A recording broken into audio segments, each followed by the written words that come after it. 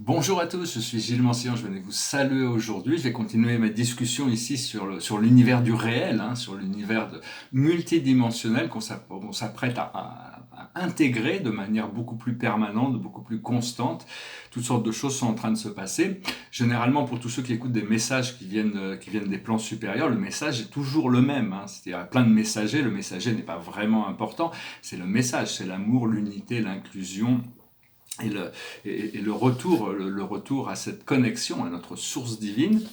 Alors, je vais d'abord brièvement parler d'astrologie. Je vais émettre quelques idées, des propositions. C'est juste des idées. Je ne cherche pas. C'est important de communiquer sur ces idées. Je voulais vraiment vous dire toutes ces histoires, nos histoires personnelles, toutes ces choses-là qui ont à voir avec cette connexion multidimensionnelle. C'est quelque chose que l'on doit partager dans le monde. Même des gens qui n'étaient pas réceptifs avant à ces choses-là, il faut quand même continuer à les partager parce que c'est important. Ça nous permet de se soutenir au niveau de tout ce qui se passe à l'intérieur qui peut paraître très difficile à comprendre pour beaucoup de gens. Donc c'est très important de continuer à communiquer sur ces idées. Et donc, on arrive là, il y a 2 éclipses en juillet qui vont être très puissantes, qui vont vraiment enlever toutes sortes de débris cosmiques, et toutes les planètes pratiquement vont être en rétrograde. Il y a Pluton qui va être au niveau au moment de la pleine lune au Capricorne là, qui arrive. Il va y avoir Pluton qui sera en rétrograde, Mercure qui sera en rétrograde, Chiron qui sera en rétrograde, Uranus qui sera en rétrograde, Jupiter qui sera en rétrograde et Neptune qui sera en rétrograde. Il n'y a que le Soleil et la Lune qui ne rétrogradent jamais. Il n'y a que Mars et Vénus qui seront directs. Et donc, et Vénus en Cancer va faire une directe opposition à Saturne. Donc, ça va nous permettre quand même, avec Chiron qui rétrograde, ça va nous permettre de guérir toutes sortes de relations, relations romantiques ou relations karmiques. Et quand toutes ces planètes sont en rétrograde, c'est un petit peu comme si on avait l'impression de répéter des expériences, comme si les choses revenaient un petit peu pour être réintégrées, donc il faut être un peu patient pendant les périodes de rétrograde. Ça va nous pousser aussi à poser des grosses questions. Qui suis-je? Qu'est-ce que je fais là? Quel est le sens de ma vie? Le sens de ma mission ici? Et toutes ces choses vont se clarifier. Donc voilà, en réalité, bon, moi, ma perception, c'est que toute la vie, tout l'univers, c'est pas Dieu, mais c'est l'œuvre de Dieu. On fait partie de cette œuvre. Et quand tous les êtres, toutes les choses seront arrivées, établies, stabilisées dans la lumière, cette œuvre deviendra le chef-d'œuvre. Tout le monde comprendra le sens des raisons de toutes ces choses qu'on a dû passer à travers le temps. Parce que le temps, aussi long qu'il puisse être, c'est juste une goutte d'eau dans l'éternité. Et notre véritable nature est éternelle et toujours restée dans ces plans éternels. C'est juste qu'on a projeté une partie de notre conscience sans la mémoire de notre conscience éternelle et on est en train de réintégrer des parties de nous-mêmes qui sont connectées avec cette conscience éternelle. Alors aussi dire que Dieu c'est une source, c'est un être, mais c'est aussi un titre, c'est aussi un pouvoir d'atteindre ce niveau de conscience qui nous connecte à ces vertus et ces attributs de Dieu. Yahweh, c'est un titre, c'est un titre de noblesse spirituelle et au départ, on doit s'avancer de l'impur au pur. Une fois qu'on a intégré le pur, on doit retourner avec notre lucidité et notre amour dans l'impur pour réintégrer l'impur, pour devenir complet à l'intérieur de notre nature qui contient le pur et l'impur, le yin et le yang. Et donc dans la vérité par Dieu, Dieu explique que c'est le jour où notre vibration vibre au niveau de la vérité, on devient créateur, on pourra œuvrer comme Dieu, on ira créer des planètes, des systèmes solaires, des galaxies, et on participera à cette œuvre de manière encore plus, c'est juste l'idée que toute la vie est un, mais donc c'est juste au plus on s'élève, au plus on découvre, on trouve des nouveaux moyens d'aimer, de s'aimer soi-même et d'aimer la vie autour de soi, au plus notre fréquence s'élève. Et donc au plus on peut partager aussi, parce que Dieu c'est le partage de tout ce que l'on a, c'est ce que Dieu partage avec nous. Pour ce bon Dieu, c'est pas un concept religieux, c'est la vie la vie dans son état maximum, suprême, ultime, absolu. Et Savoir que bon, moi, je sais que bon, j'ai pris du retard dans mon plan d'évolution un petit peu, mais bon, je vais rattraper ce retard. Je sens que là, l'espoir revient de pouvoir rattraper ce retard. L'esprit m'explique que mon incarnation a beaucoup de valeur par rapport au service à la planète et à l'humanité. Donc bon, mais il m'explique aussi que tout le monde a pris du retard. Tout le monde est en retard. On aurait dû faire ce shift en 2012. À la fin de 2012, on aurait dû faire cette transformation. Mais toute l'humanité est en retard. Donc maintenant que les travailleurs de lumière commencent à se réveiller, on va pouvoir commencer à réveiller l'humanité. Ce qu'on cherche, c'est à harmoniser la lune et le soleil, le mental et l'émotionnel, parce que le soleil, c'est notre âme collective, mais la lune, c'est toutes les illusions. On a un œil de soleil et un œil de lune. On doit tempérer ces énergies pour arriver à intégrer ça, s'engager dans la voie spirituelle, c'est pour le meilleur et pour le pire. Une fois qu'on est engagé, on n'a plus le choix, on doit se donner avec tout notre cœur, toute notre âme. C'est un peu comme sur cette chaîne, je vous remercie de soutenir et de tous vos messages de confort, parce que je suis passé ces derniers mois, pour ceux qui m'ont suivi, par des moments extrêmement difficiles. Et donc c'est cette nuit sombre de l'âme, on doit tous passer par là. J'ai même eu un guide qui est venu, qui s'appelle Virgile, qui est venu m'assister, parce que bon, pour ceux qui connaissent Dante, le poème sacré, Virgile est le guide de Dante, mais pour pouvoir atteindre le paradis, on doit d'abord passer par l'enfer, on doit accepter, plutôt que de trouver refuge dans la drogue, l'alcool, toutes ces choses-là qui nous font mettre toutes ces choses de côté, c'est accepter de pouvoir traverser tous ces cercles sombres où on doit transmuter notre propre karma, nos propres créations inconscientes pour arriver à trouver la lumière dans le purgatoire. Quand Dante et Virgile arrivent à traverser tous ces cercles inférieurs, ils arrivent à commencer à trouver la lumière au niveau moyen et après ça ascensionne dans un paradis. Bien sûr, ça correspond à la conscience du Moyen-Âge chrétienne de ce que Dante pouvait posséder à l'époque. Alors, il y a une petite méditation qui est importante, si vous voulez la faire, c'est d'abord appeler vos guides. Vous appelez vos guides et vous rentrez en méditation et vous appelez. On a tous des formes d'incarnation dans des plans supérieurs, dans des planètes, des civilisations supérieures. C'est de demander, parce qu'on n'est pas tous en contact avec nos guides télépathiquement. Si vous êtes déjà en contact, c'est très bien. Même si vous n'êtes pas en contact, sachez que vos guides et tout le monde vous entend. Il suffit d'émettre des pensées qui sont dirigées vers ces plans supérieurs et on vous entend là-haut. Donc c'est de demander. Et petit à petit, cette connexion va se faire et le rapport télépathique va pouvoir se passer plus facilement. C'est de demander à toutes ces incarnations que l'on a eues dans ces plans supérieurs et à toutes les planètes sur lesquelles on s'est incarné, qui sont déjà dans la lumière, de nous envoyer cet amour, cette lumière, cette force qui nous permet de nous assister. Et donc voilà, hein. Savoir que bon, même les athées se tournent vers Dieu à un moment donné, quand il n'y a plus d'autre choix, même les gens qui ne croient pas en Dieu finissent par se tourner vers Dieu un jour, quand ils sont dans le désespoir total, ils sont obligés, ou à la fin de leur vie, il y en a beaucoup qui se tournent vers Dieu, ce qui est toujours une bonne chose, mais il ne faut pas forcément attendre d'être dans le désespoir pour appeler notre Seigneur, appeler notre Créateur, appeler notre source, qui est la plus réelle partie de nous-mêmes, c'est la divinité qui est la réalité à l'intérieur de nous. Je voulais aussi parler de Confucius. Je voulais pas idéaliser le système chinois aussi, hein, parce que je parlais hier du système chinois qui est basé sur le confucianisme. Mais bon, il n'y a qu'à voir à Hong Kong, il y a quand même les gens ne veulent pas revenir en arrière, on va avoir besoin de plus de démocratie, aucun État n'est parfait. Mais le confucianisme, a priori, c'est la voie du juste milieu, c'est le modèle de l'homme supérieur, l'homme moral. C'est un philosophe du VIe siècle avant Jésus-Christ, et donc qui a défini l'humanisme, hein. Alors il y a trois rapports, les trois liens sociaux principaux, qui est le roi et le sujet, le mari et la femme, et le père et le fils. Il y a le rapport, et puis il y a les cinq vertus, les cinq vertus cardinales: l'humanité, la fidélité, la civilité, la rationalité et la loyauté, qui nous amènent à devenir un homme honnête. Pour ça, bon, le grand guide de cette connaissance, c'est le livre du I Ching. Je vous recommande de vous procurer un livre du I Ching, de préférence celui de la version de Willem, le traducteur original.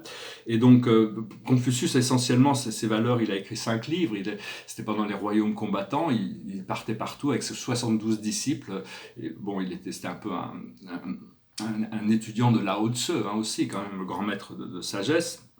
Alors sa politique, sa philosophie, disons, c'était pacifier le peuple, le perfectionnement de la conduite humaine, le stoïsme, l'entente familiale et le bon gouvernement du pays. Donc c'est vraiment un philosophe très important qui a eu une influence essentielle dans toute l'Asie, hein, de toute manière. Et donc c'est des valeurs qui ne se- les valeurs spirituelles ne se démodent pas. Hein, c'est pas des dogmes, c'est des valeurs. Euh, je voulais dire aussi, bon, personnellement, Dieu, l'univers, mon moi supérieur m'annonce que ma vie, je vais pouvoir reconnecter avec cette énergie du paradis. Là, j'ai nettoyé tous mes chakras. Et enfin, ça commence vraiment à se nettoyer. Je commence vraiment à pouvoir sentir ma base. Pendant très longtemps, je vivais dans mes chakras supérieurs. J'étais connecté au monde intergalactique, au monde multidimensionnel. Mais j'étais un peu déconnecté de mon monde terrestre. Et donc, en faisant ce nettoyage, ça me permet de nettoyer ma base. Et donc vraiment, si j'arrive à cet état paradisiaque, le but, c'est pas de profiter du paradis tout seul, ça va être de partager ces énergies pour éventuellement ramener le plus de monde possible vers cette énergie. Et d'ailleurs, j'avais fait une méditation, j'en ai déjà parlé dans une autre vidéo, j'étais dans une méditation un jour et la chance a fait que je me suis retrouvé au paradis. Je pouvais voir Dieu très très loin de moi. Et donc, je lui ai envoyé une pensée en disant j'aimerais me rapprocher. Et Dieu m'a répondu, il s'est rapproché de moi parce que bon, il a tous les pouvoirs. Hein, c'est lui qui décide de tout, de toute manière. Et il m'a dit qu'il voulait que je ramène toute la planète au paradis. Alors j'ai pris une main éthérique, j'ai mis la planète dans ma main, c'est dans une très belle lumière bleue, le corps éthérique de la planète, et je lui ai dit, tenez, elle est là, quoi, je vous l'amène. Et donc, et puis, bon, Dieu, enfin, je veux dire, l'exercice a rempli sa fonction, et d'ailleurs l'esprit m'a dit que ça a fait beaucoup de bien à la Terre, juste ce simple fait de ramener le corps éthérique de la planète au centre du paradis a fait du bien à la planète. Tout le monde veut retourner à cette sphère, cette demeure primaire qui est plus riche que tout ce que l'on peut imaginer. Même j'ai plus d'idées que beaucoup. Enfin, j'ai déjà des expériences et des connexions qui se sont réveillées dans ma mémoire. Mais on a tous ces connexions qui se réveillent progressivement. Et donc savoir aussi que d'un point de vue galactique, on a tous eu des vies galactiques, et donc d'un point de vue galactique, quand on vient s'incarner sur Terre, c'est pas pour des vacances, c'est plutôt un voyage d'affaires. On est dans les affaires de Dieu, on travaille pour libérer la planète, donc c'est vraiment un voyage d'affaires. C'est pas toujours facile parce que des fois ça peut être un terrain hostile. Hein. Mais enfin, il ne faut pas trop s'inquiéter pour ça, faut essayer de tenir le coup le plus possible, de s'accrocher, de se soutenir les uns les autres, et très bientôt il va y avoir cette libération. Je veux dire, bientôt on va arriver à ce point de connexion où la planète va trouver une libération. À partir de ce moment-là, on va être transporté dans des chambres de lumière, des chambres cristallines où on va pouvoir se débarrasser de toutes nos anciennes mémoires cellulaires, toutes les addictions, toutes les croyances négatives. On va être transformé en être galactique. Et pour accélérer cette fréquence, je vous conseille de répéter un mot qui s'appelle Tachyon. Tachyon, Tachyon. C'est à l'intérieur de ces lumières, il y a cette énergie qu'on appelle Tachyon. C'est un système solaire très avancé, qui est très ancien. Il s'appelait tachyon, et les énergies de tachyon sont des fréquences de lumière qui vont plus vite que la lumière physique. Donc quand on répète tachyon, qu'on le fait circuler dans notre corps, ça accélère, ça purifie notre corps. Et voilà, je vais tirer quelques cartes, puis je vais revenir sur deux, trois petites idées. On va voir pour les chakras. Les chakras sont des centres d'énergie qui sont alignés de manière verticale. On est connecté à un pilier de lumière verticale. Éventuellement, on doit fusionner tous nos chakras, activer le Kundalini pour allumer notre corps de lumière. Mais on est aussi connecté sur la croix de la matière, sur l'accès horizontal du temps et de l'espace. Donc on doit rester connecté sur la liberté se trouve sur le plan vertical, mais on doit rester conscient du hologramme dans lequel on vit. On vit dans une réalité qui est holographique, hein, mais qui est merveilleuse. Une fois qu'on aura éclairci notre conscience, on ne verra plus les ombres, on ne verra plus que la lumière. Alors je vais tirer des cartes pour voir les chakras principaux. On a 550 chakras en essence, ce que Sananda nous a révélé, qui sont dans notre corps de lumière et notre corps astral. La plupart ne sont pas actifs ou dormants, mais on a toutes sortes de chakras. Alors à la base, on a le repos.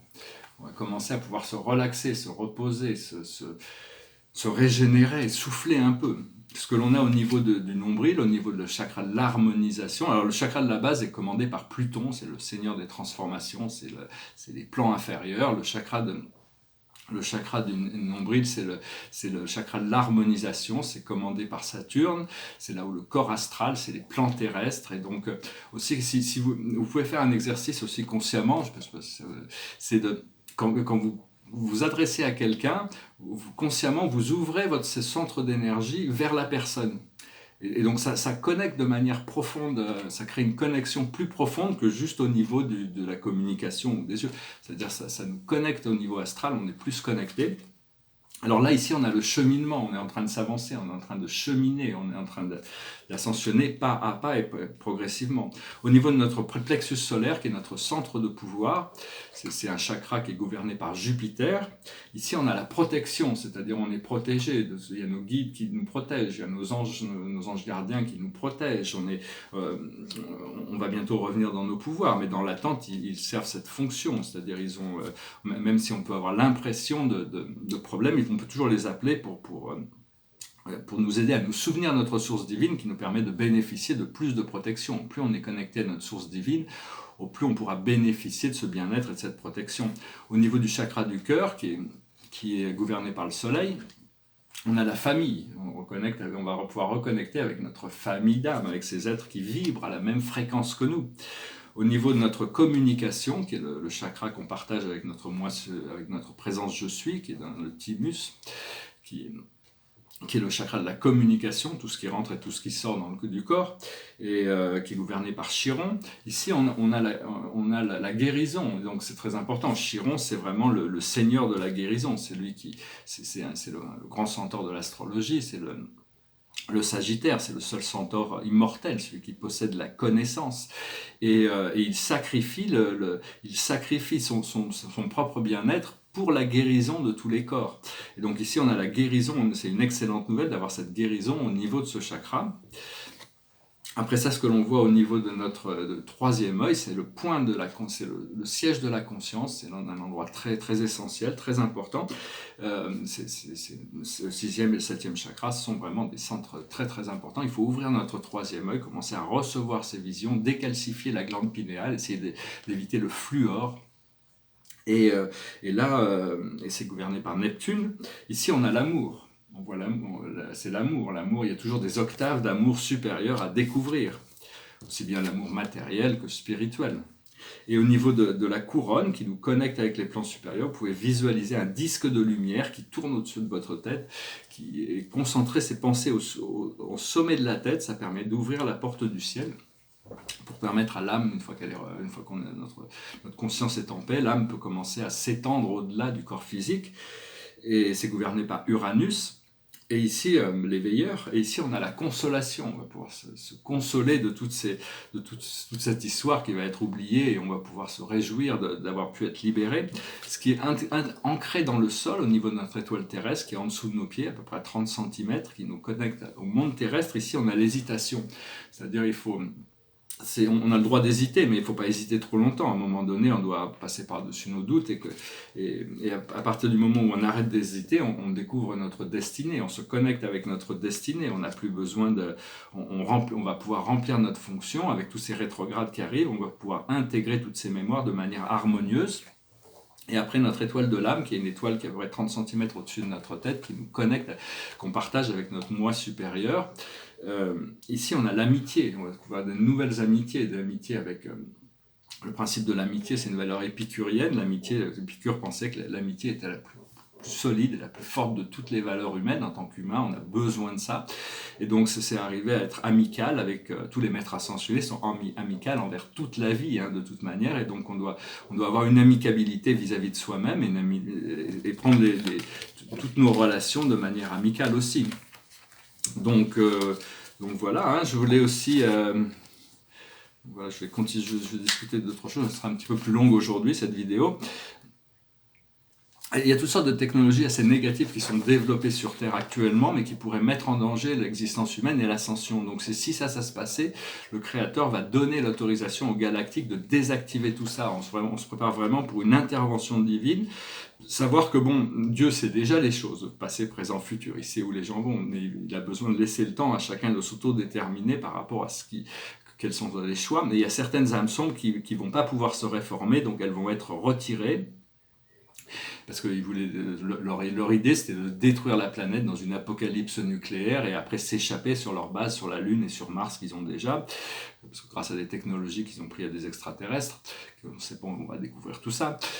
Mais toutes ces bases vont être aussi nettoyées, elles n'ont plus de raison d'être. Enfin, je veux dire, dans l'ascension, toutes ces colonies négatives vont être, tout ça, ça va être nettoyé, comme les bases sous terre. Il y a toutes sortes de bases sous terre, des villes souterraines. Tout ça est en train d'être nettoyé.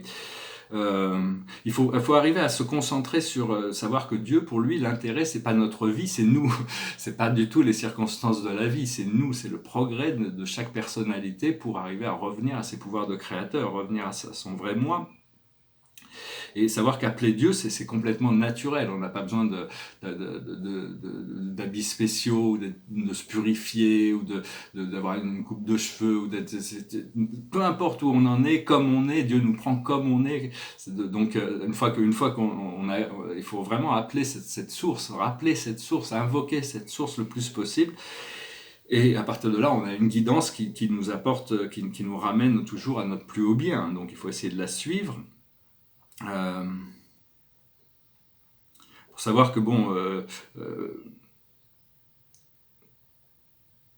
ce que j'ai marqué là, en essence, bon, parce que bon, notre source, notre créateur est complètement présent dans toutes les situations de l'univers, mais il transcende l'univers, il transcende le monde, et donc notre moi véritable est bien au-dessus de tout ça. Ce qu'on veut, c'est passer des situations complexes avec tous ces morceaux qu'on essaie de rassembler aux simplicités, à la complétion, où il n'y a plus besoin d'avoir toutes ces séparations. On est un enfant et un parent, on est un avec Dieu. L'enfant et le parent est un. Nous, on est l'étudiant et Dieu est l'enseignant, et on est un avec notre source. Et donc, c'est un peu ce qui va arriver. C'est une sorte de danse avec la vie, une danse avec notre âme, une danse avec l'esprit. Parce que la vérité, ça se dévoile, ça se déroule. C'est des choses qui, une fois qu'on laisse toutes les pièces, on se concentre sur la totalité. Savoir que bon, tous les êtres qui sont dans les plans supérieurs n'ont pas de physicalité, donc c'est beaucoup plus facile pour eux de se connecter à des plans supérieurs, se connecter à toute leur sphère de réalité, à leur sphère solaire, leur sphère galactique, et réintégrer leur moi divin. Parce que nous, on a tendance à être bloqué, pas bloqué, mais être consciemment connecté beaucoup plus à notre physicalité. Donc il faut apprendre à lâcher prise un peu sur la physicalité comme un point focal d'attention, et se concentrer sur le cœur, et faire l'expansion depuis l'énergie qui vient du cœur. Il y a beaucoup plus de la vie, il y a beaucoup de choses dans la vie qui sont au-delà de ce que l'on peut expérimenter aujourd'hui, mais on va pouvoir en expérimenter de plus en plus, hein. C'est juste des expériences où il y a beaucoup plus, la vie est beaucoup plus riche que tout ce qu'on peut savoir aujourd'hui.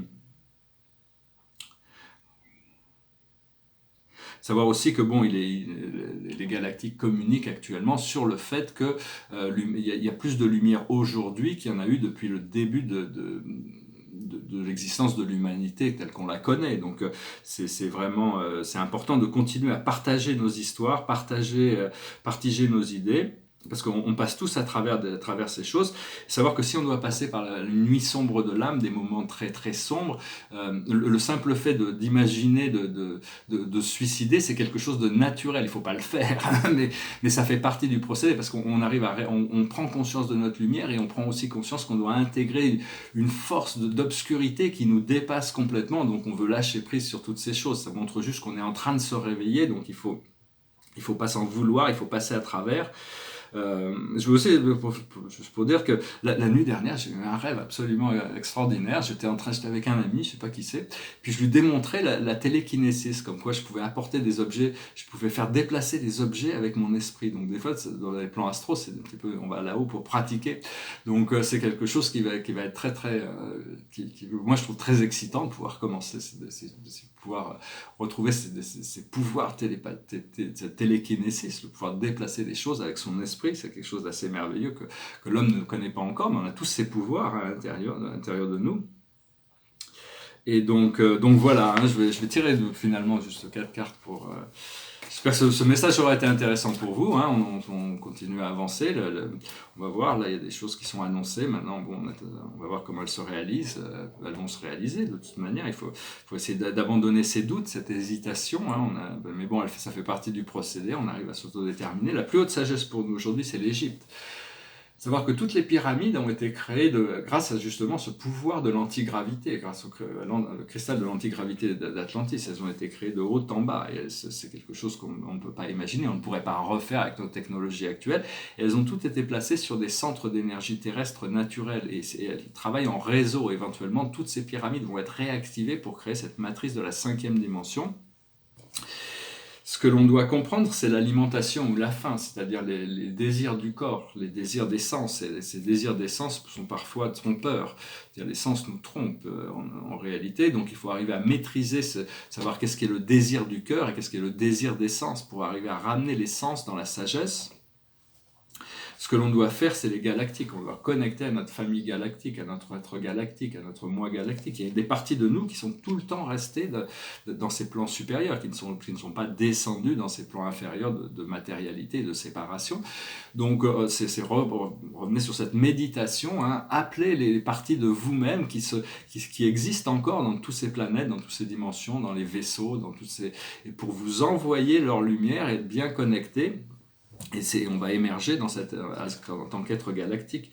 Et l'aboutissant, c'est biblique, c'est-à-dire il y a cette intervention divine qui va se passer. Et donc, à un moment donné, il va peut-être y avoir beaucoup de départs de la Terre. Il y a beaucoup de gens qui n'ont pas choisi l'ascension, ils vont peut-être être obligés de partir parce que l'humanité est impliquée dans des technologies qui sont tellement négatives. Pendant très longtemps, on avait le droit de tout faire ici sur Terre, le positif, le négatif. Voilà. Mais maintenant, il y a eu des transformations qui se sont passées, et donc on arrive à un point où, à un moment donné, la réalité va être censurée par le censeur, par Dieu, par la vie. Hein. Donc on se prépare pour ça. C'est vraiment, mais ça va pas être une apocalypse comme certains le rêvent, une destruction planétaire, ces choses-là. Ça va être juste une purification, une épuration qui va permettre à certains de rester et d'autres de partir. Il ne faut pas s'inquiéter pour ceux qui partent. La mort est une illusion aussi, c'est-à-dire ils sont juste transitionnés vers un autre monde qui correspondra à leur vibration, qui pourra leur permettre de continuer dans les mondes de dualité. Et alors que ceux qui pourront rester, on pourra commencer à sentir une libération au niveau planétaire, et les galactiques vont pouvoir arriver, on éliminera la famine, on éliminera toutes ces technologies qui créent des problèmes au niveau on n'aura plus besoin de tuer les animaux, de détruire les forêts, de polluer l'océan. On va commencer à s'impliquer dans la restauration, le nettoyage de la planète, et après on pourra s'impliquer dans le fait de l'embellissement de la planète grâce aux arts, on va recréer une civilisation comme Atlantis. C'était vraiment un endroit merveilleux, la ville de Poséida, la ville émeraude de Poséida est un endroit merveilleux qui malheureusement n'a pas survécu. Donc voilà, j'espère que ce message aura été intéressant pour vous. Il est un peu plus long que d'habitude. Derrière moi, c'est des tableaux. Ici, c'est un portrait de Tali.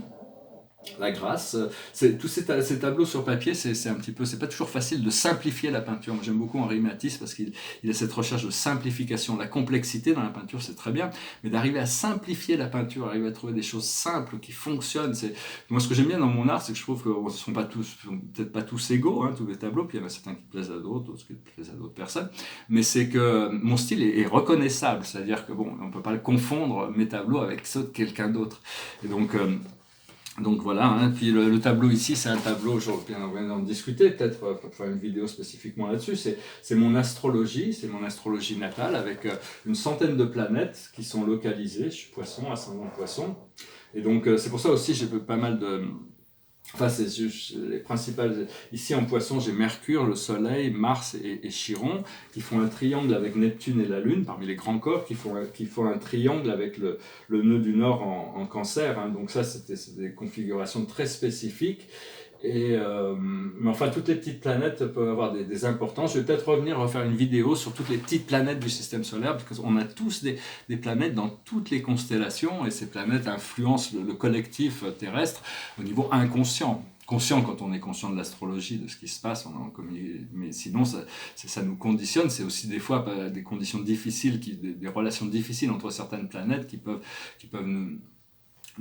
créer des turbulences, disons, dans notre champ magnétique, mais en essence, tout travaille pour l'un, tout travaille dans l'un. Hein. Donc, alors, je vais finir avec une chanson. C'est une vieille chanson sur le magicien d'Oz. Le grand magicien d'Oz, c'est celui qui travaille derrière la scène. C'est l'âme, l'âme et l'esprit qui travaillent derrière la scène et qui projettent toutes ces réalités pour nous. Hein, et donc, on doit retourner à cet endroit magique où on devient le créateur de notre réalité. C'est un petit peu ce que l'univers est en train de nous amener progressivement. It goes like this. Na, na, na, na, na, na, na, na, na, na. Somewhere over the rainbow, way up high, there's a land that I heard of once in a lullaby. Somewhere over the rainbow, skies are blue, and the dreams that you dare to dream ready to come true. Someday I wish upon a star and wakes up where the clouds are far behind me, where troubles melt like lemon drops away above the chimney tops. That's where you'll find me.